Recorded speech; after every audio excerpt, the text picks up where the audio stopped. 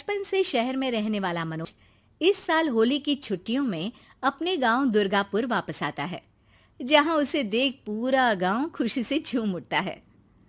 जब गया था तब इतना सा था और अब देखो कितना बड़ा हो गया है।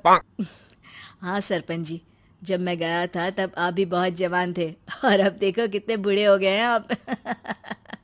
चलो चलो, बढ़िया है। बच्चा घर वापस आ गया। इसी खुशी में आज रात पार्टी होगी। क्या बात है, गांव में भी पार्टियां होने लगी। वैसे अगर पार्टी की बात है तो आज क्यों सीधा होली पार्टी करते हैं। होली पार्टी की बात सुन चहल पहल में अचानक सन्नाटा छा जाता है, जिसे देख मनोज को कुछ अजीब लगता है, लेकिन तभी सरपंच बात पलट देता है। अब बहुत देर हो गई, चलो सब अपने घर चलो, पार्टी के बारे में कल सोचेंगे। मनोज भी मम्मी पापा के साथ घर आ जाता है, पर होली पार्टी और उस पर पूरे गांव की खामोशी वाली बात अभी तक उसके जहन से निकलती नहीं। पापा, होली पार्टी की बात पर सब चुप क्यों हो गए थे? अरे होगी उनकी कोई अपनी बात। मुझे गांव की पंचायती थोड़ी पता है। थक गया हूँ, चलो सो जाते हैं, कल बात करते हैं। पापा की बात मानते हुए मनोज भी सोने चला जाता है। आज तो छुपा लिया, लेकिन हफ्ते बाद जब होली का दिन आएगा तब इसे कैसे रोकोगे? अगली सुबह सूरज के साथ ही मनोज भी गांव घूमने निकल जाता है, जिस पर रास्ते में उसे अपनी ही उम्र के कुछ लड़के भी मिलते हैं, जिनसे दोस्ती कर अब वो उनके साथ घूमने लगता है। इसी तरह कुछ दिन बीत जाते हैं और होली नजदीक आने लगती है। दोस्तों, होली में 4 दिन ही बचे हैं, पर गांव में उसकी कोई तैयारियां क्यों नहीं दिख रही? क्योंकि यहाँ होली नहीं मनाई जाती। अरे पर ऐसा क्यों? वो राजा भूषण। अरे तुम 4 दिन के लिए आए हो, क्या इतना सोच रहे हो? चलो कुछ खाने चलते हैं। इसी के साथ एक बार फिर होली की बात को टलते हुए देख मनोज को शक होने लगता है। वो घर पहुंचते ही इंटरनेट पर अपने गांव और राजा भूषण के बारे में जानकारी निकालने लगता है। क्या? मुझे आज तक ये नहीं पता था। ऐसा कैसे? किसी ने मुझे कुछ बताया क्यों नहीं? सारी जानकारी लेने के बाद मनोज गांव वालों या अपने मम्मी पापा से कुछ पूछे बिना खुद ही उसकी सच्चाई के बारे में छानबीन करने लगता है, जिसके चलते वो राजा भूषण की हवेली में पहुंचता है। वाह, क्या हवेली है यार।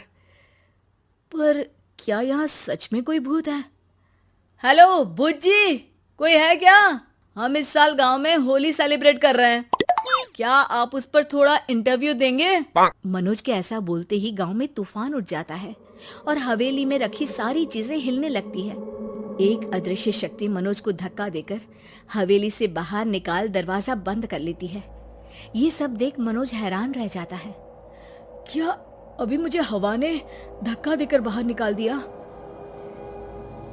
मेरे होते हुए इस गांव में कभी होली नहीं मन सकती, इसलिए दोबारा ऐसी कोशिश भी मत करना, अंजाम बुरा होगा। आवाज सुन मनोज हैरानी से इधर उधर देखने लगता है, पर उसे कोई दिखाई नहीं देता। वो गांव वापस आ जाता है, जहां तूफान की वजह से सब कुछ तहस महस हो चुका होता है। आखिर ये तूफान आया कैसे? ना ऐसा कोई मौसम था और ना ही हमने होली का त्योहार मनाने की बात की थी। सरपंच की बात पर कोई रिएक्शन दिए बिना मनोज चुपचाप अपने घर चला जाता है। इस तरह देखते ही देखते होली का दिन भी आ जाता है और मनोज रंग लेकर गांव में निकल जाता है, लेकिन गांव पूरी तरह खाली होता है। अरे त्योहार का दिन है, धूमधाम की जगह मातम क्यों मनाया हुआ है?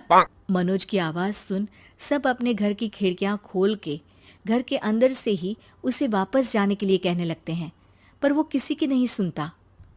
तुझे पहले भी समझाया था, अगर होली खेलने की कोशिश भी की तो अच्छा नहीं होगा।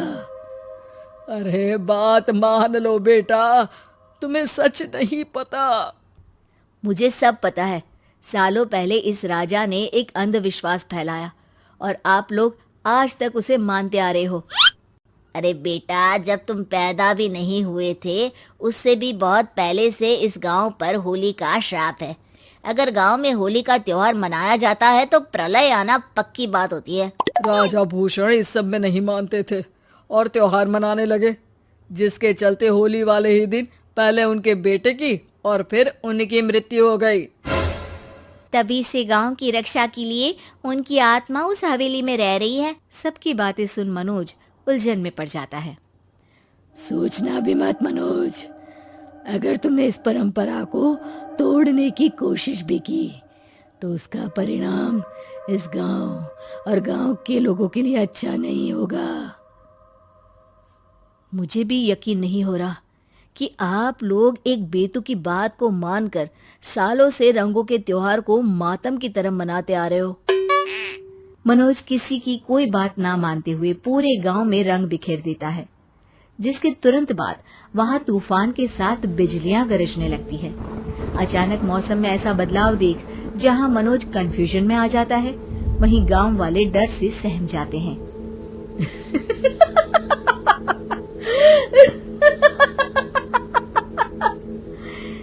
इस लड़के ने हमारे जैसे सिर्फ अपने स्वार्थ के लिए नहीं बल्कि पूरे गांव की खुशियों के लिए यहाँ होली मनाई है, जिस वजह से अब इस गांव पर होली का श्राप टूटता है।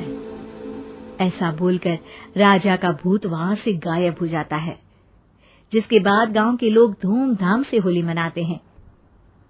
खुशियों के रंग गांव में बिखरे ही होते हैं कि अगली सुबह अचानक मनोज कहीं गायब हो जाता है और एक बार फिर गांव में होली का नया राज शुरू हो जाता है।